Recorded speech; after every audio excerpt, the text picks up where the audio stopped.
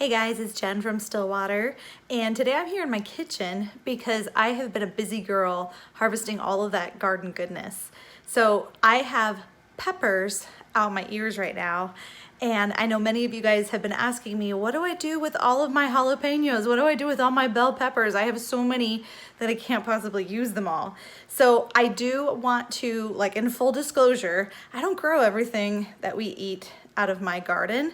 I actually make use of local farms in the area as well.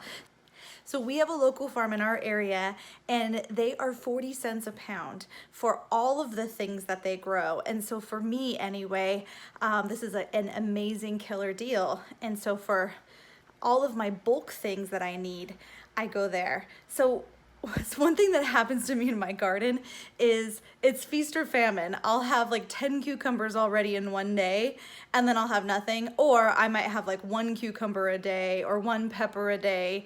And so it's not really enough to do any of my bulk canning and my bulk processing. So the U-pick really saves my bacon in this regard.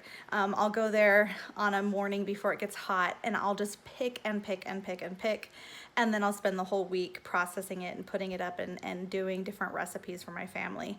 So for me, I like to go for the peppers because in California, especially in 2022, peppers are really, really expensive. And so when they say 40 cents a pound, they mean 40 cents a pound on everything. So they're 40 cents a pound on zucchini and 40 cents a pound on peppers.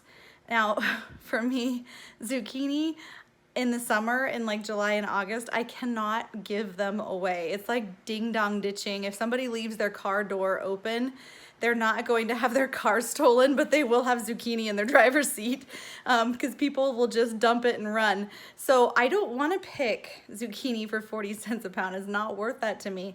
But peppers are usually $2 or $3 or $4 a pound even. And so I go for that. I go for the high value things. And I fill up my truck and my car and anything else I can possibly fill up, I load up with peppers. So for me, peppers are the big thing that usually cost a ton of money, and I get them for really, really cheap.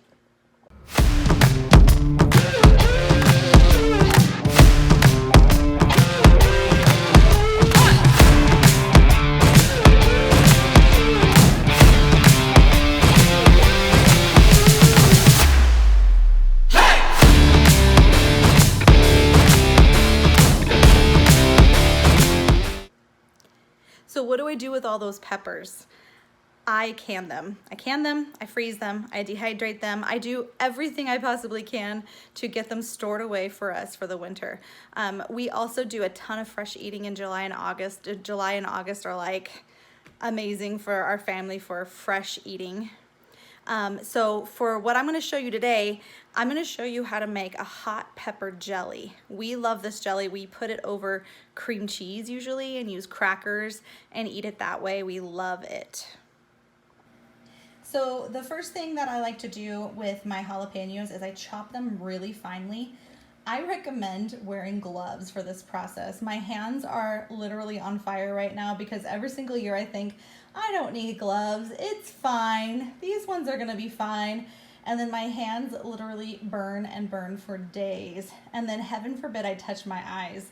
If I touch my eyes, I'm done for. So wear gloves when you're making your peppers. So I just chop them really, really fine. So those are my jalapenos. And I'm doing the same thing to all of those bell peppers that I picked at the U-pick. I'm gonna be chopping them really fine. And for this recipe, I like to go for a 4-to-1 ratio. So 4 cups bell pepper to 1 cup jalapenos. So you can see I've got a lot of jalapenos chopped. There's no way that this is gonna be one recipe, but that's okay because I have a lot of jars and I'm gonna be doing a ton of this particular recipe. And then I'm also going to be freezing some of this jalapeno goodness. I put them in little snack baggies and I suck the air out of them, and then I put them in our freezer in little tiny amounts, and then that can go to flavoring things like chili and other recipes throughout the year. So this isn't the only thing I'm going to do with them, but while I'm chopping, I might as well chop a ton of it. So here I go. Okay guys, so I finished chopping all of my bell pepper, and there it is. And there's my jalapenos. Right now it looks like my jalapenos are a lot more, or I have a lot more in quantity than the bell pepper, but I can always chop more bell pepper in a bit. And I also have a lot of bell pepper in the freezer that I could always pull out too. It's not as good as the fresh, but it'll do in a pinch. So now the next thing I'm gonna do is I'm going to take 4 cups of bell pepper to 1 cup of jalapenos, and I'm gonna put it on a pot to start simmering with about a cup of apple cider vinegar. So I like to keep things nice and round. There's a lot of recipes out there that are like a cup and a quarter or a cup and a half. I don't really have a recipe that I follow, but I just know my ratios. So 4 cups bell pepper, 1 cup jalapenos, 1 cup apple cider vinegar, and I'm gonna bring it to a rolling boil. Now some of you guys might prefer to swap out to like a low or a no sugar pectin to use. Because this recipe doesn't really require that much sugar. I am going to be using about 2 to 3 cups of sugar, so for me, I go ahead and stick with this regular pectin. I've really never had any trouble with it. I add about 3 tablespoons of pectin to my peppers, and then I bring it up to a boil before I add my sugar. I just added my pectin, and now I'm going to stir this up, and I'm going to bring this to a rolling boil, and then I'm going to add my sugar. So for now, because I already added the pectin, I'm gonna wanna continue to stir this until it comes to a boil. So be prepared to be standing next to your pot, get like a good YouTube video on, or put on some music. Okay, so this has been boiling for a few minutes now, and I'm going to go ahead and add the sugar. Now, one thing to note, if you would prefer honey, you can do part of your recipe with sugar and part of your recipe with honey. So for me, again, I don't follow like a written recipe. I think I learned how to do this a couple years ago, and I don't even bother with a book. But for me, it's just also about how did it taste last time. So last time mine didn't taste as sweet as I wanted it to taste. So this time, instead of adding 2 cups of sugar, I'm gonna add about 2.5 to 3 cups. So I'm gonna go ahead and do that. You can also, like I said before, you can maybe do 2 cups of sugar and 1 cup of honey, or 1 cup of sugar and 2 cups of honey. The honey will give it a little bit of a different consistency, a little bit of a different taste, but maybe that's to your preference. Okay, so I'm gonna go ahead and give all of that sugar a good stir, make sure that it's all stirred in there. And then I'm gonna bring this up to a rolling boil and let it boil for about 3 minutes. I'm gonna keep stirring and keep stirring. The other thing to note is once you add sugar, you're gonna start to get a little bit of foam. I like to stir and try to get that foam off the top, so I'll often just kind of skim that foam right off the top, and then I have another receptacle that I kind of knock it into just to try to keep the foam down. Some of you guys really like the foam, and that's fine, you can keep it. There's no harm, no foul there, but I just like to try to get the foam off the top. Okay, the last thing I like to add is just a little pinch of salt. Now, I like to use Redmond's real salt, as that is the kind that like we prefer, and we get it through Azure Standard, but just get whatever works for your family. I'm gonna add that in. It's a nice little activator. It balances the flavors. And I'm going to let this boil while I stir constantly for another 3 minutes. Okay, so now that our pepper jelly, it has been boiling for about 3 minutes, and I've been stirring constantly. I've turned off the heat, and I've also got my water bath canner ready. The reason I'm using a water bath canner, not a pressure canner, is because I have plenty of acidity in my recipe. So again, I'm gonna try to put hot jelly into hot jars, and this avoids the jars breaking. So I learned this lesson the hard way when I first started canning. I thought, oh, I don't need to heat up my jars. I don't know why everybody does that. And I put hot liquid into a room temperature jar, and the bottoms of my jars broke immediately. So now I've learned my lesson, and I put my jars into the water bath canner first, and I heat them up. And then I take them out, I empty them, and I set them on a tea towel that's nice and clean. And I try to time it for when my jelly or my jam is about to go into the jar so that it stays nice and hot. Okay, so I have my canning area all set up. My jars are clean, my bands are clean, and my lids are clean. I'm about to start ladling each of this into one of my hot jars. Remember, my jars are fresh out of that water. And I'm just going to very carefully ladle all of the jam into as many jars as it'll fit, and I'm going to leave about a 1/4 inch head space. So that's how much space from the top of the jar. So here I go. So that only made about 3 pint jars plus about half of another one. I'm actually going to start this process over, and I'm actually going to make another batch. The reason I don't double my batches is sometimes with this type of jam, when you double and you triple your recipe, the proportions get a little wonky and then things don't come out as well. So I just go ahead and put in another batch, and then I make more until I can fill up all of my jars, and then I start to can them.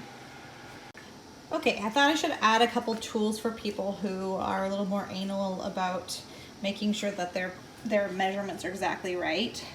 So this is something for headspace, to make sure that you have the correct amount of headspace. I've given this tool up over the years because I've become a little more comfortable with eyeballing things. But you can see there's different headspaces depending on the recipe or what it calls for. The other thing that I've kind of given up is this little magnetic doodad. I used to use this to put the lids on, and I was super careful, and I wanted to make sure that I didn't touch. But over the years, as I've become a more successful canner, I've just started to very carefully grab the outside edge like this and just very carefully place it right on the top, and it works just fine for me too. I typically don't have any problems with our jars sealing up, and so I've kind of given up this little magnetic doodad thing as one more thing that I don't want to have to deal with when I'm canning. Okay, after you've put all of your lids on, you're going to put these bands on, and then you're just going to do it finger tight. And finger tight means you just do it enough to where it's not going to be so tight that you can't get them off, or that they're squeezing so tight that they're going to break while it's canning. But just what you want is you want this lid here to try to keep this seal in place during the water bath canning process. So you just do finger tight.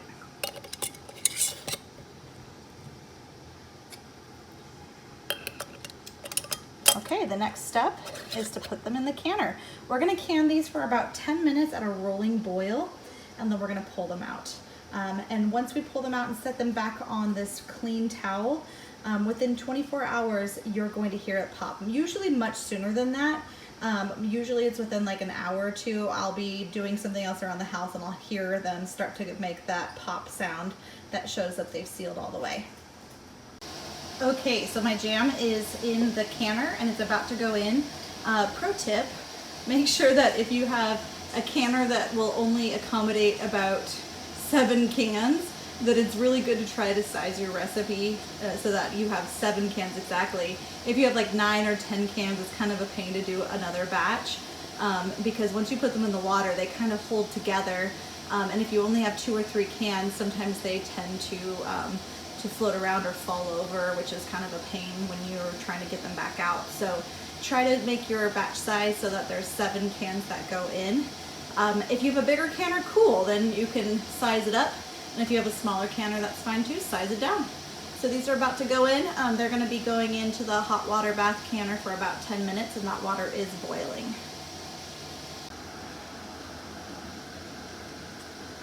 $10 minutes, I'm gonna set my timer, and then I'm gonna go take a little break since I've been chopping it on my feet for so many hours.